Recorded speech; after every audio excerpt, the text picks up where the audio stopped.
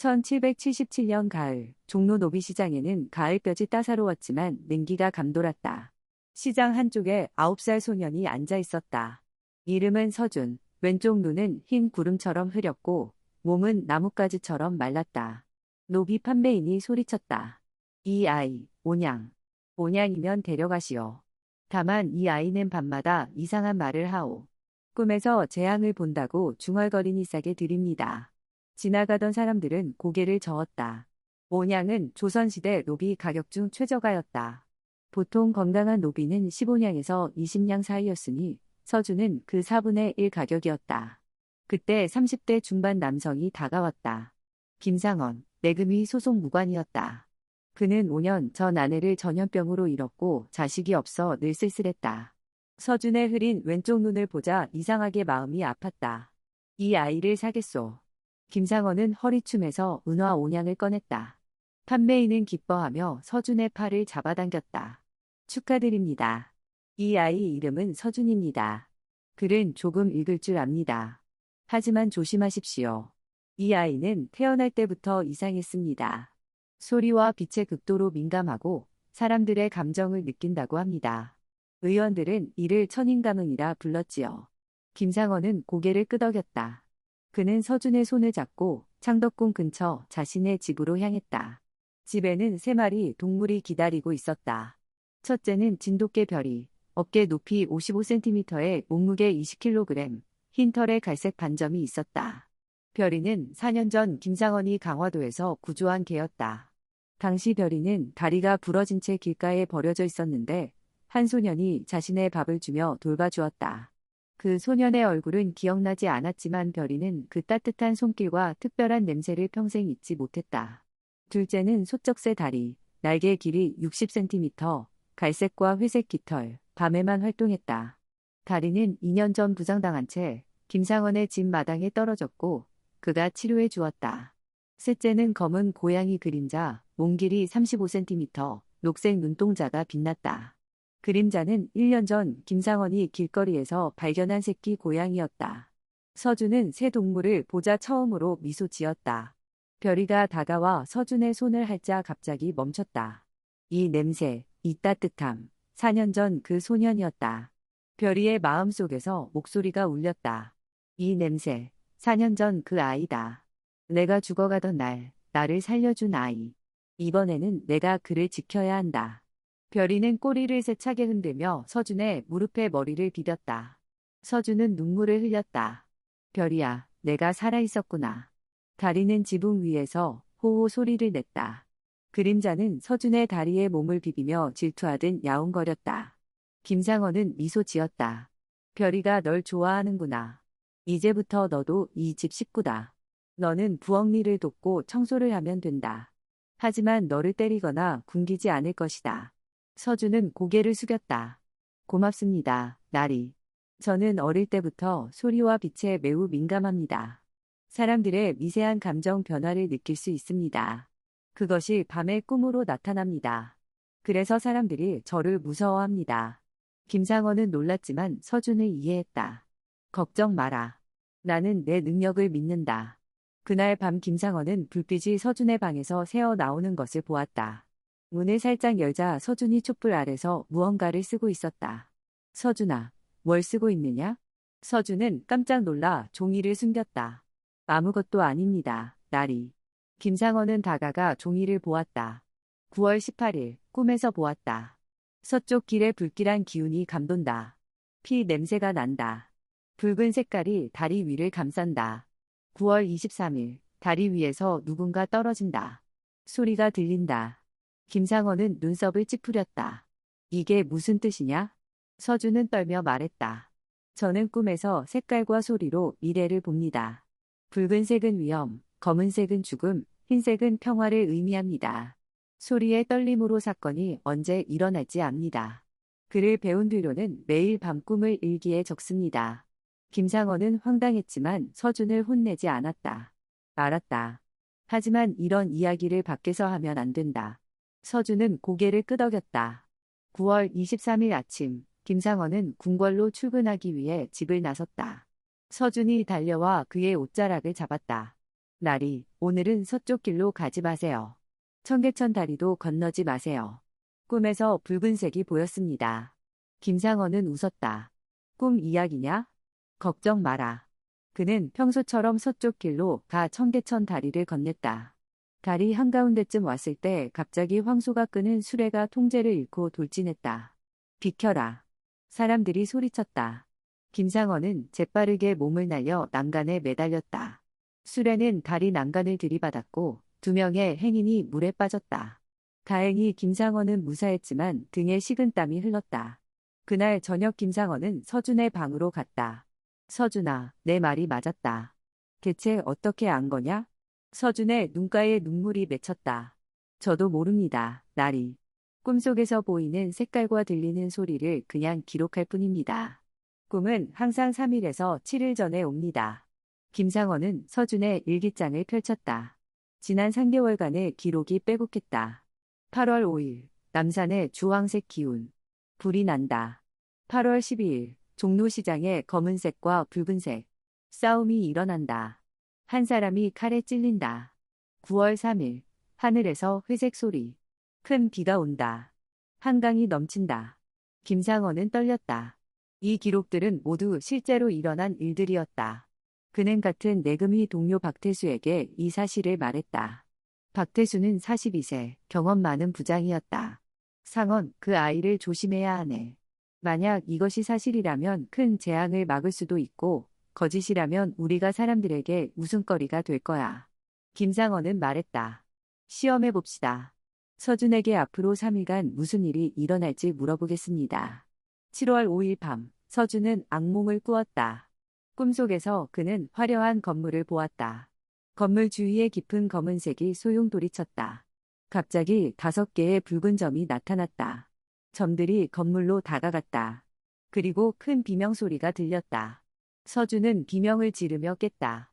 별이가 걱정스럽게 서준의 얼굴을 핥았다. 다리가 창문 밖에서 호우 울었다. 그림자는 서준의 무릎에 올라와 가르랑거렸다. 서준은 떨리는 손으로 일기를 썼다. 7월 23일, 꿈에서 보았다. 조명각의 깊은 검은색이 감돈다. 5개의 붉은 점이 움직인다. 주상전하께서 위험에 처하신다. 7월 28일 밤 이경, 큰 재앙이 온다. 지붕에서 소리가 들린다. 다음 날 아침 김상원이 이 일기를 보고 얼굴이 창백해졌다. 주상전하? 이건 영모와 관련된 일이다. 그는 즉시 박태수에게 달려갔다. 박태수는 일기를 읽고 심각한 표정을 지었다. 만약 이것이 사실이라면 정조 임금님의 목숨이 위험하다.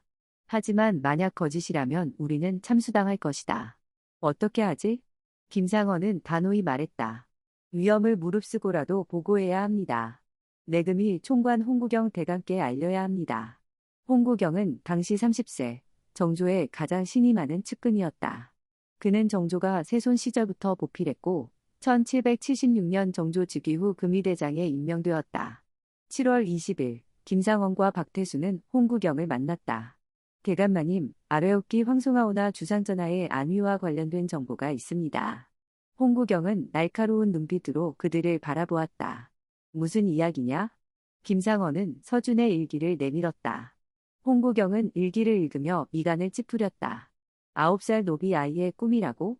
이것이 증거냐? 박태수가 말했다. 대감마님, 이 아이는 태어날 때부터 천인감응 능력을 가졌습니다. 지난 3개월간 23건의 사건을 정확히 예측했습니다. 모두 이 일기에 색깔과 소리로 기록되어 있습니다. 홍구경은 일기를 자세히 읽었다. 청계천 사고, 남산 화재, 한강 범람 모두 실제로 일어난 일들이었다. 홍구경의 표정이 굳어졌다. 만약 이것이 사실이라면 7월 28일은 위험하다. 하지만 아직 확신할 수 없다. 너희는 7월 28일까지 그 아이와 함께 존영각 일대를 조사하라. 의심스러운 것이 있으면 즉시 보고하라. 7월 20일부터 27일까지 8일간 김상원과 박태수는 서준을 데리고 존영각 주변을 샅샅이 뒤졌다. 3마리 동물도 함께했다. 별이는 매일 밤 존영각 주변을 순찰했다. 7월 21일 밤 이상한 냄새가 없었다. 7월 22일 밤도 마찬가지였다. 별이는 지치지 않고 계속 코를 킁킁거렸다. 7월 27일 밤 별이는 드디어 이상한 냄새를 맡았다. 기름과 쇠 냄새였다. 별이는 코를 킁킁거리며 조년각 지붕 밑으로 갔다. 지붕 기와 사이에 밧줄과 갈고리가 숨겨져 있었다. 별이는 작게 짖었다. 컹. 김상원이 달려와 확인했다.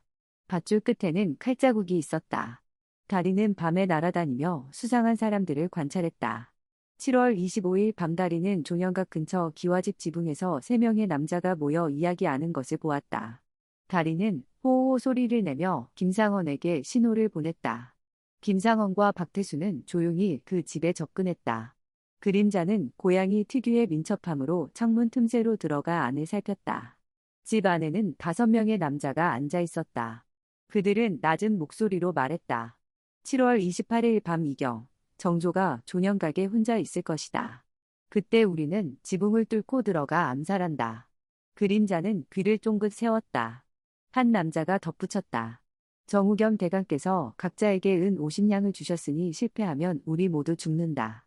그림자는 문 틈새로 나와 김상원의 다리에 몸을 비볐다. 김상원은 그림자의 행동이 평소와 다르다는 것을 알아챘다. 그림자는 계속 집 안을 가리키며 야옹거렸다. 김상원은 창문으로 살며시 안을 들여다보았다. 5명의 남자, 지도, 칼, 그리고 은화 주머니가 보였다. 김상원과 박태수는 얼굴이 창백해졌다. 서준의 예언이 맞았다. 이것은 진짜 암살 계획이다. 그들은 즉시 홍구경에게 보고했다. 홍구경은 충격을 받았다. 정우겸? 그는 노론 벽파의 거두다. 이것은 단순한 암살이 아니라 정치적 역모다. 홍구경은 즉시 결정을 내렸다. 7월 28일 밤, 정조께서는 조년각이 아닌 다른 곳에 머무신다. 동시에 조년각에 내금위 50명을 매복시킨다. 자객들을 생포하라. 7월 28일 밤 이경, 밤 10시, 5명의 자객이 조년각 지붕에 나타났다. 그들은 검은 옷을 입고 얼굴을 천으로 가렸다. 그들은 밧줄과 갈고리로 지붕을 타고 올라갔다. 지붕 기와를 조용히 드러내고 안을 살폈다. 하지만 조년각은 텅 비어 있었다. 이상하다. 정보에 따르면 주상께서 여기 계셔야 하는데 그때 홍구경이 소리쳤다. 지금이다. 잡아라. 50명의 내금위가 사방에서 튀어나왔다. 자객들은 놀라 칼을 휘두르며 도망치려 했다. 3명은 즉시 사로잡혔다. 2명은 지붕 위로 도망치려 했지만 별이가 달려들어 1명의 다리를 깊게 물었다. 자객은 비명을 지르며 칼을 떨어뜨렸다. 아! 다리는 하늘에서 다른 1명의 얼굴을 향해 날아가 날개로 강타했다. 으악! 자객은 눈을 가리며 비틀거렸다. 그림자는 재빠르게 그 사람의 등에 올라타 발톱으로 핥혔다. 으악! 자객은 균형을 잃고 땅에 떨어졌다. 결국 5명 모두 체포되었다. 홍구경은 자객들을 신문했다. 누가 너희를 보냈느냐? 처음에 그들은 입을 다물었지만 고문을 받자 결국 자백했다. 정우겸 대감께서 각자 은 50냥을 주시며 정조를 암살하라고 명령하셨습니다. 정조가 죽으면 노론이 다시 권력을 잡을 수 있다고 하셨습니다. 홍구경은 즉시 정조에게 보고했다. 정조는 분노했다. 정우겸을 즉시 체포하라.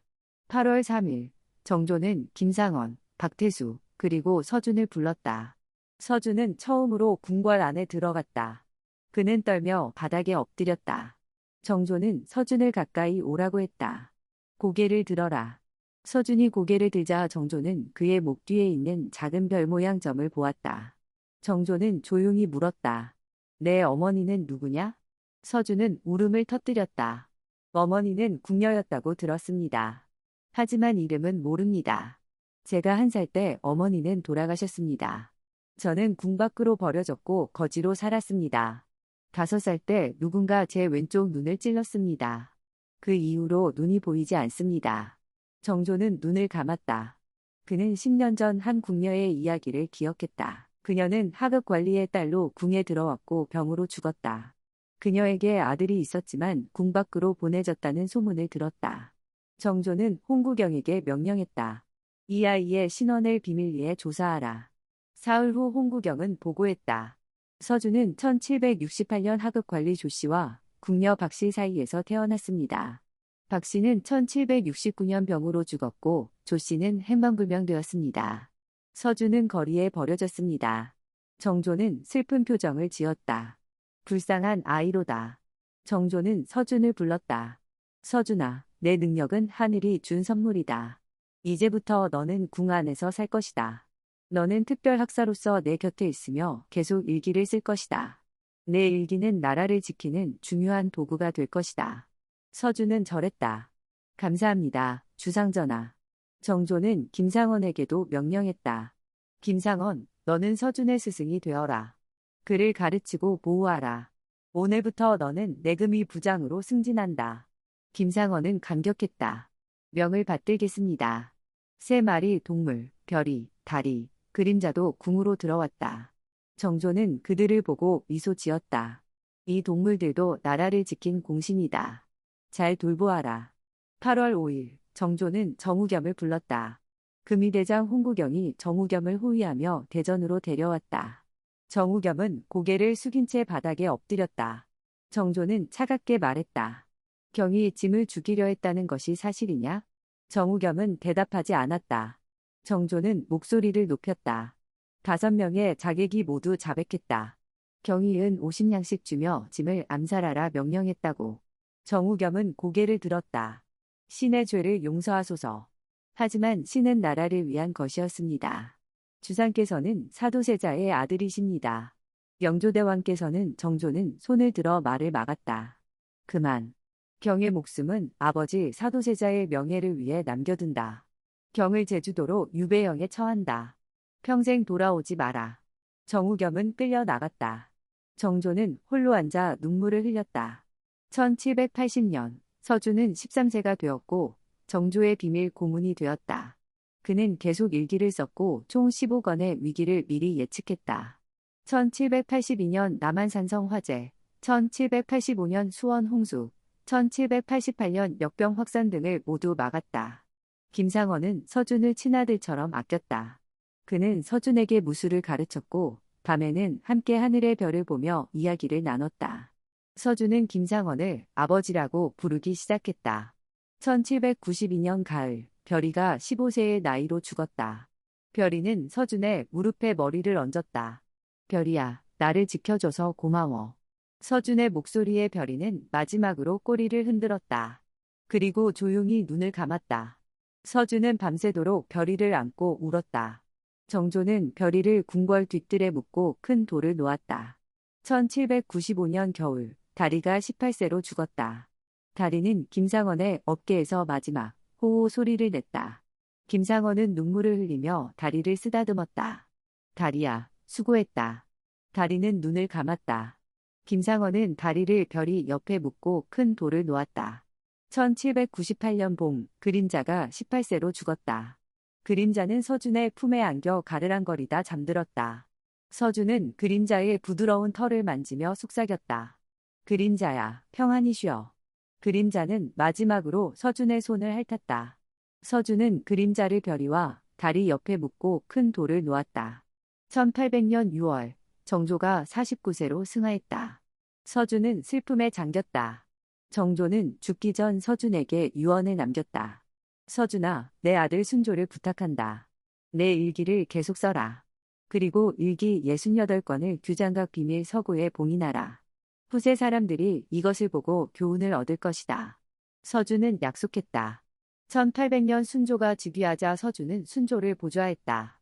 1820년 서준은 52세로 병으로 죽었다. 그의 마지막 말은 아버지, 별이, 다리, 그림자, 주상전하, 기다리고 계십니까? 였다. 김상원은 서준을 창덕궁 근처 언덕에 묻고 작은 비석을 세웠다. 비석에는 효자 서준이라고 새겼다. 서준의 일기 68권은 김상원이 규장각 비밀서고 깊은 곳에 봉인했다. 1800년 이후 서준의 행적은 역사에서 사라졌다. 그의 일기는 어딘가에 숨겨졌고 지금도 발견되지 않았다. 현재 서준의 이야기는 구전으로만 전해진다. 이 이야기는 조선왕조실록 정조 1년 7월 28일 암살 미수 사건과 홍구경의 역할을 바탕으로 하지만 서준과 그의 천인감흥 능력 그리고 새 동물의 활약은 창작된 픽션이다. 궁녀의 버려진 자녀 이야기도 역사적 상황을 바탕으로 한 상상력이다. 참고 조선왕조실록 정조 1년 1777년 7월 28일